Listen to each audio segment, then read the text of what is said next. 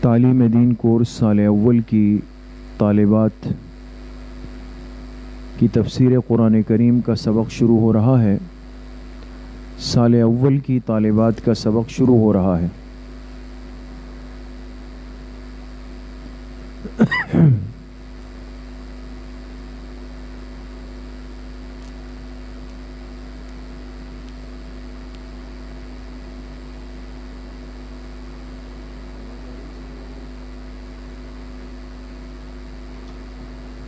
تمام طالبات قرآن کریم اور اپنی اپنی کاپیاں اپنے سامنے کھول دیں. سورۃ الفاتحہ ہم نے پڑھی تھی اور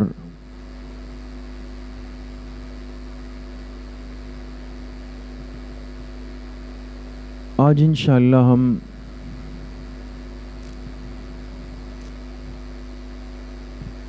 سورۃ الفیل شروع کریں گے.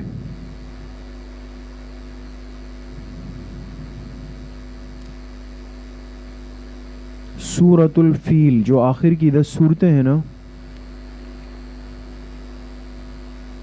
تو آخر کی 10 صورتیں جو ہے وہ انشاءاللہ پہلے پڑھیں گے.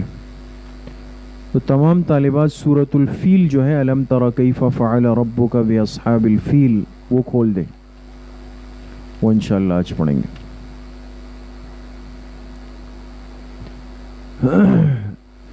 اعوذ باللہ من الشیطان الرجیم بسم اللہ الرحمن الرحیم الم تر کیف فعل ربک باصحاب الفیل الم یجعل کیدہم فی تضلیل وأرسل عليهم طيرا أبابيل ترميهم بحجارة من سجيل فجعلهم كعصف مأكول. صدق اللہ العظیم. یہ سورۃ الفیل ہے اور جیسے عرض کیا آپ سے کہ ہر صورت میں ہمیں بنیادی طور پر کتنی باتیں سمجھنی ہوں گی؟ 4 باتیں. ایک اس صورت کا ترجمہ، پھر اس صورت کی وجہ تسمیہ، پھر اس صورت کا موضوع اور پھر اس صورت کا خلاصہ. تو بہت توجہ کے ساتھ آپ نے نظر رکھنی ہے، سننا بھی ہے، لکھنا بھی ہے، محفوظ بھی کرنا ہے. سورۃ الفیل، پہلے اس کا ترجمہ عرض کر رہا ہوں، اس کو سن لیں اور اس کو لکھتے رہیں. الم تر کیف فعل ربک باصحاب الفیل. کیا آپ نے نہیں دیکھا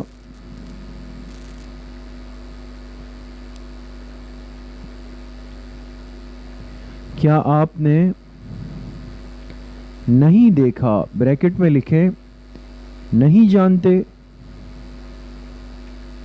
جو عرض کر رہا ہوں وہی لکھیں. بریکٹ میں کیا لکھیں گے؟ نہیں جانتے، بریکٹ بند کر دیں. کیف فعل ربک باصحاب الفیل، کہ آپ کے رب نے ہاتھی والوں کے ساتھ کیا کیا.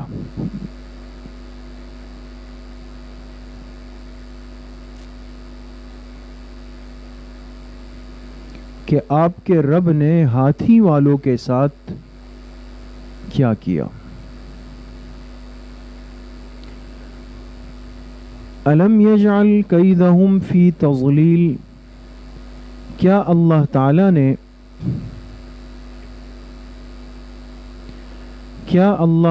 نے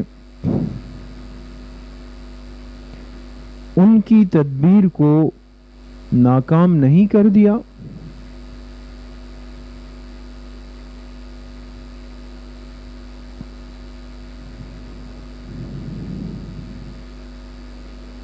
ان کی تدبیر کو ناکام نہیں کر دیا.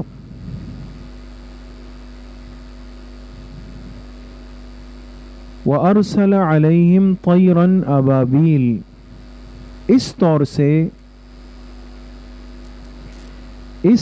سے طا واو را، اس طور سے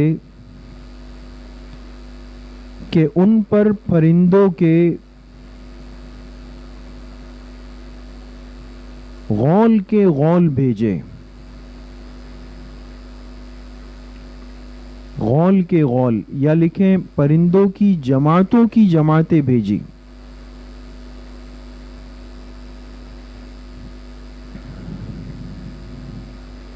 پرندوں کی جماعتوں کی جماعتیں بھیجی۔ یہاں یاد رکھیں بعض لوگ بہت غلطی کرتے ہیں اور ابابیل سے مراد ابابیل پرندہ لیتے ہیں۔ ابابیل ایک مستقل الگ پرندہ ہے، یہاں اس کا تذکرہ نہیں۔ یہاں ابابیل عربی میں بولا گیا ہے جماعتوں کے لیے، پرندے تھے، اور پرندے کس طرح تھے؟ ابابیل، جماعتوں کی جماعتیں، ٹھیک ہے۔ ترمیہم بحجارۃ من سجیل، جو کہ برساتے تھے ان پر پتھر، جو کہ برساتے تھے ان پر پتھر،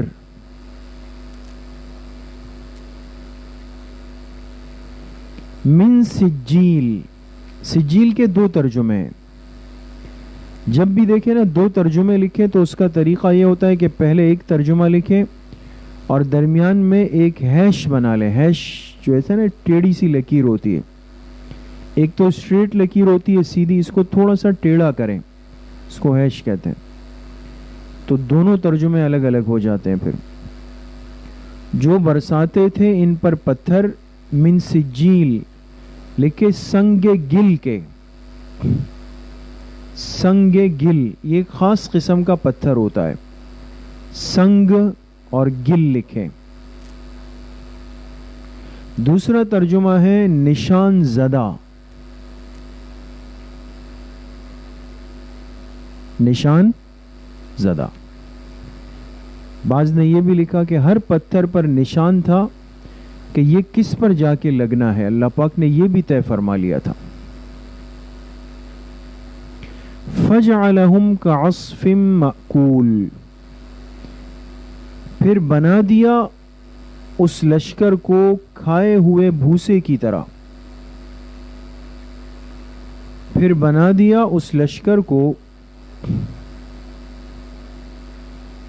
بنا دیا اس لشکر کو کعصف مأکول، کھائے ہوئے بھوسے کی طرح۔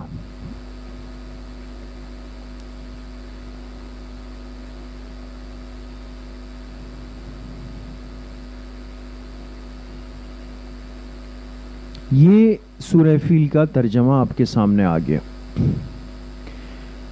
دوسری بات یہ کہ اس سورت کو سورۃ الفیل کیوں کہتے ہیں، بالکل واضح ہے، آپ بھی بتا سکتی ہیں کہ لفظ فیل اس سورت کی کون سی آیت میں ہے؟ پہلی ہی آیت میں ہے۔ پہلی آیت میں ہی بے اصحاب الفیل فرمایا، تو چونکہ اس سورت میں فیل کا تذکرہ آ رہا تھا، اس مناسبت سے اس سورت کا نام کیا رکھا گیا؟ سورۃ الفیل رکھا گیا۔ ٹھیک ہے، اچھا، اب آگے بڑھنے سے پہلے سورت کا موضوع اور خلاصہ ہم پڑھے، اس سے پہلے ہم ایک چھوٹی سی بات آپ کو سمجھانی ہے۔ آپ نے ایک لفظ سنا ہوگا پس منظر کا، کہ بھئی اس واقعے کا، اس بات کا پس منظر کیا ہے، یعنی سبب کیا ہے اس کا۔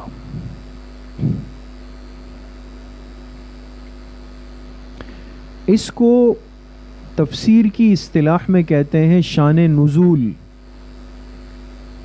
شان نزول، کہ یہ سورت کیوں اتاری گئی، اس کو کیا کہتے ہیں؟ شان نزول، کہ یہ سورت کیوں اتاری گئی، اس کا سبب کیا تھا۔ تو سورۃ الفیل کا شان نزول کیا ہے یہ پہلے سمجھ لیں گے ہم لوگ. شان نزول لکھ لیا. میں وہ شان نزول بالکل اختصار کے ساتھ مختصر کر کے عرض کرتا ہوں, اس کو لکھ لیں تو آگے آپ کو پوری صورت انشاءاللہ آسانی سے سمجھ میں آ جائے گی. لکھیں, اس صورت کا شان نزول ابرہہ کا واقعہ ہے. ابرہہ الف با را اور ہا نہیں, ہا اور آخر میں گول ہا. ابرہہ کا واقعہ ہے. تفصیل یہ ہے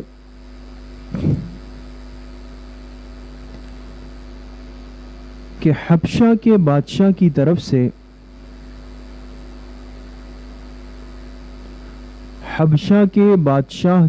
سے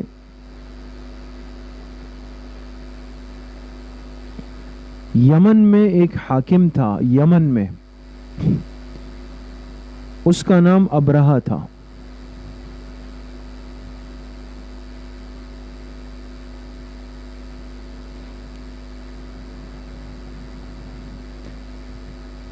اس ابرہہ نے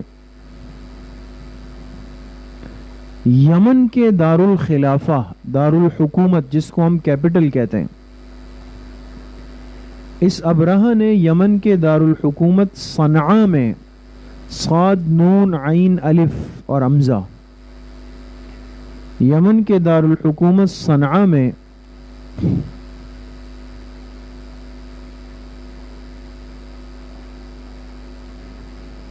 خود سے ایک کعبہ بنایا.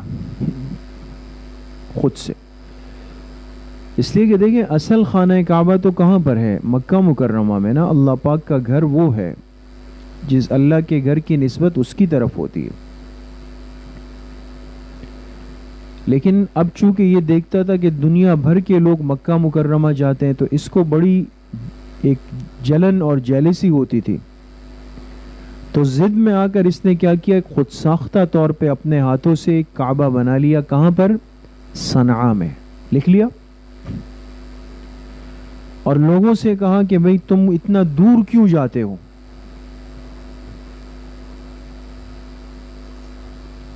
لوگوں سے کہا کہ تم اتنا دور کیوں جاتے ہو؟ تم اسی کعبے کی عبادت اور طواف کیا کرو.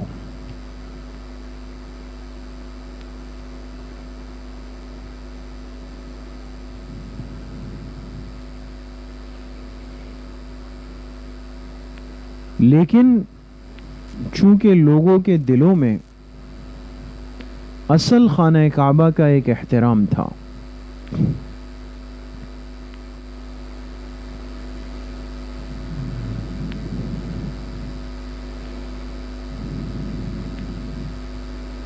اصل خانہ کعبہ کا احترام تھا, لہذا ایک رات لوگوں نے آ کر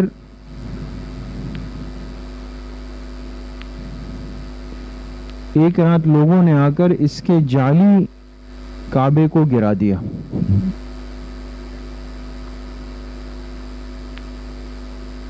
اس کے جعلی کعبے کو گرا دیا.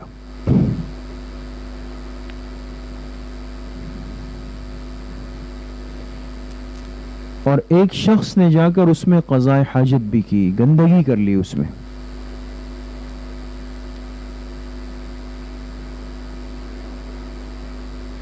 یہ دیکھ کر ابرہہ کو بہت غصہ آیا.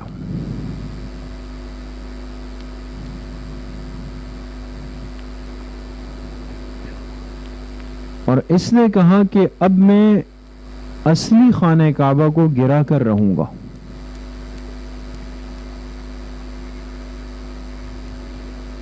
اس نے کہا میں اصلی خانہ کعبہ کو گرا کر رہوں گا.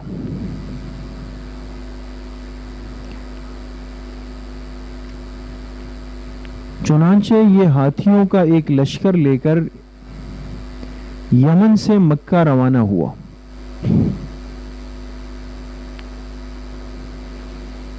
ہاتھیوں کا ایک لشکر لے کے یمن سے مدینہ مکہ روانہ ہوا.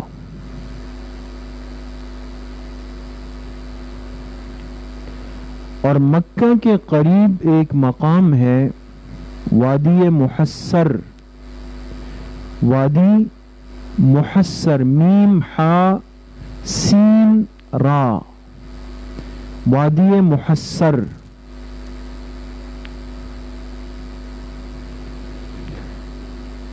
وہاں تک پہنچا تھا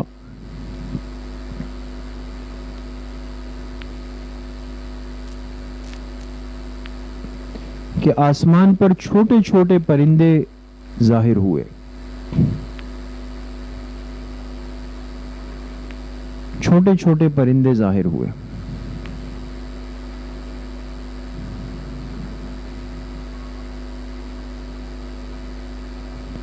اور ان کی چونچ اور دونوں پنجوں میں چھوٹے چھوٹے پتھر تھے.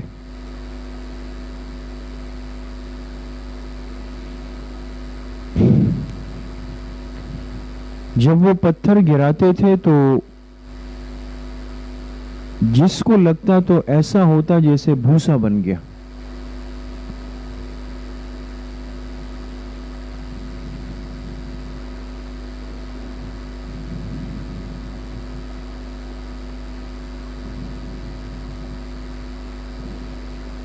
بھوسا. اللہ کی شان دیکھے نا، یہ ہاتھی لایا تو سب سے بڑا جانور، اللہ نے اس کے مقابلے میں ایک چھوٹا سا پرندہ بھیجا، اور وہ بھی چھوٹے سے پتھر گراتے تھے لیکن وہ بمباری کا کام کر رہے تھے. پورے لشکر کے ساتھ ایسا ہوا جیسے بھوسا پڑا ہوا ہے. جانور جب بھوسا کھا کے چھوڑتا ہے نا، آپ نے ترجمہ لکھا جیسے کھایا ہوا بھوسا، تو سب کے سب ہلاک ہو گئے، نشان عبرت بن گئے. یہ واقعہ آپ علیہ الصلاۃ والسلام کی ولادت سے، یہ واقعہ آپ علیہ الصلاۃ والسلام کی ولادت سے 50 یا 55 دن پہلے کا ہے.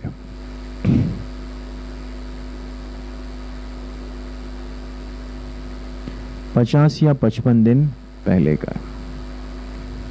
ٹھیک ہے، تو یہ اس سورت کا کیا ہو گیا؟ شان نزول ہو گیا. یہ بات ختم. اب آ جائے سورت الفیل کا موضوع کیا ہے، اس سورت کا عنوان کیا ہے. لکھیں، بے ادبی کا وبال.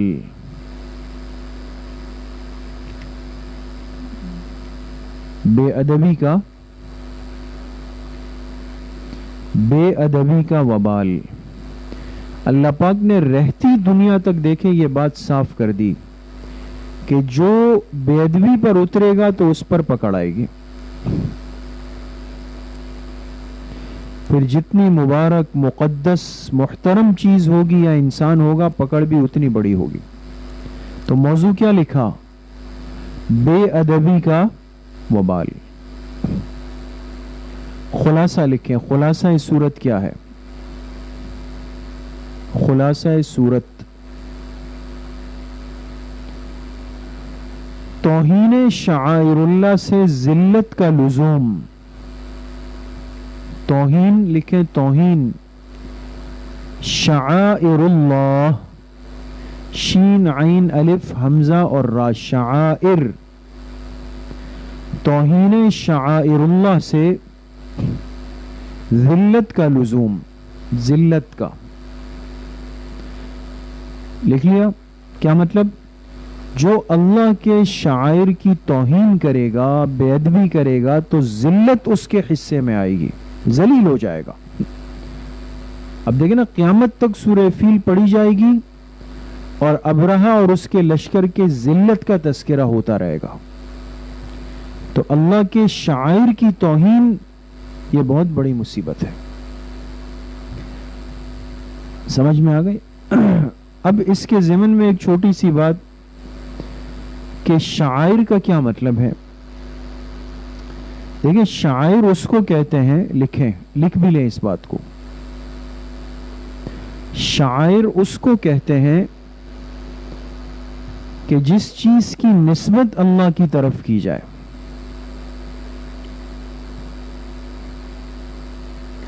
جس چیز کی نسبت اللہ کی طرف کی جائے. اور علماء نے شعائر اللہ کا مصداق 4 چیزیں لکھی. اور علماء نے شعائر اللہ کا مصداق کتنی چیزیں لکھی ہے؟ 4 چیزیں. یعنی 4 چیزیں بنیادی طور پر بڑی ایسی ہے اس دنیا میں، 4 چیزیں کہ جن کو شعائر اللہ ہم کہہ سکتے ہیں، ان کی نسبت اللہ کی طرف ہو رہی ہے. 4 چیزیں لکھیں. نمبر 1 بیت اللہ. بیت اللہ، اللہ کا گھر، خانہ کعبہ.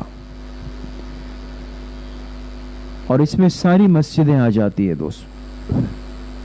جتنی مسجدیں ہیں وہ سب اللہ کے گھر ہیں، شاعر ہیں. نمبر 2 لکھیں کتاب اللہ، اللہ کی کتاب قرآن کریم. نمبر 3 صلاۃ اللہ. صلاۃ اللہ، صلاۃ کہتے ہیں نماز کو. اس میں ہر عبادت آ جائے گی. اللہ کی عبادت جس شکل میں بھی ہے، نماز ہے، روزہ ہے، ذکر ہے، تلاوت ہے، قربانی ہے، حج ہے، جہاد ہے، دعوت ہے، یہ سب صلاۃ اللہ کا مصداق ہے. نمبر 4 لکھے اہل اللہ. اہل اللہ، اہل اللہ کہتے ہیں جو اللہ پاک کے خاص بندے، اولیاء. تو اب دیکھیں بیت اللہ کی توہین کرنے والے کا انجام سامنے آیا. اسی طرح جو آج بھی مسجدوں کے لیے برا سوچے گا، اللہ کے قرآن کے لیے برا سوچے گا، عبادات کی ادائیگی کے لیے برا سوچے گا، اللہ کے محبوب مقبول بندوں کے لیے، علماء کے لیے، بزرگوں کے لیے برا سوچے گا، یہ شعائر اللہ کی توہین پر اترا ہوا ہے. اور آج بھی ہم دیکھ لیں اس کے نظائر، اس کے نمونے موجود ہیں. کتنے لوگ اس دنیا میں ایسے آئے جنہوں نے وہی کام کرنے کی کوشش کی جو ایک وقت میں ابراہہ نے کی تھی. فرق یہ کہ نام بدل جاتے ہیں لیکن کام ایک ہوتا ہے، ان کا مشن اور سوچ ایک ہوتی ہے. تو کوئی اللہ کے گھر کے در پہ ہوتا ہے، کوئی قرآن کریم کے در پہ ہوتا ہے، کوئی قرآن کی تعلیم، دین کی تعلیم، علوم نبوت کے در پہ ہو جاتا ہے، کوئی اللہ والوں کو، علماء کو، بزرگوں کو تنگ کرنے لگتا ہے. ساری یاد رکھیں یہ سب شعائر ہیں. ڈرنا چاہیے اس وقت سے جب اللہ کی پکڑ آ جائے گی، جب اللہ کی پکڑ آ جائے گی. بعض لوگ اس میں احتیاط نہیں کرتے ہیں، احتیاط نہیں کرتے، بس جذبات میں آ کر کوئی کس کو برا کہتا ہے. ہمارے بزرگوں نے لکھا کہ جو شخص اس دنیا میں علماء کی توہین کرتا ہے، اہل علم کی، ان کو برا بلا کہتا ہے، فرمایا قبر میں رکھنے کے بعد اس کا چہرہ اللہ پاک قبلے سے پھیر دیتے ہیں. چھوٹی بات نہیں ہے. اس لیے ان چیزوں سے آج بچنا چاہیے. لوگ ہیں جذباتی ہو جاتے ہیں، کہتے ہیں فلاں کیا کر رہا ہے، مولوی کیا کرتے ہیں، یہ مدرسے کیا کر رہے ہیں، اور اس کا کیا فائدہ ہے، اس کا کیا فائدہ ہے. ایک مذاق سے اڑانے کا انداز ہے. تو آپ دین سیکھ رہی ہیں، طالبات ہیں، آج کی صورت سے یہ سبق لے کر جائیں. خود بھی ہم اس گناہ سے بچیں کہ ہماری ذات سے، ہماری زبان سے کہیں اللہ کے شعائر کی توہین نہ ہو جائے، برائی کے کلمات نہ نکل آئے. اور کوئی اگر ایسا کر رہا ہو تو پہلے ہم اس کو سمجھائیں، لیکن اگر وہ ہم سے عمر میں بڑا ہے، مرتبے میں بڑا ہے، اس مجلس سے اٹھ جائیں، ورنہ وہ مصیبت میں پکڑ میں آئے گا، ہم نہ آ جائیں کہیں. تو بہرحال یہ سورہ فیل کا خلاصہ اور اس کی تفصیل آپ کے سامنے آ گئی. اس کو اچھی طرح محفوظ کر لیں اور یاد کر لیں. اللہ پاک صحیح عمل کی توفیق نصیب فرمائے. السلام علیکم ورحمۃ اللہ.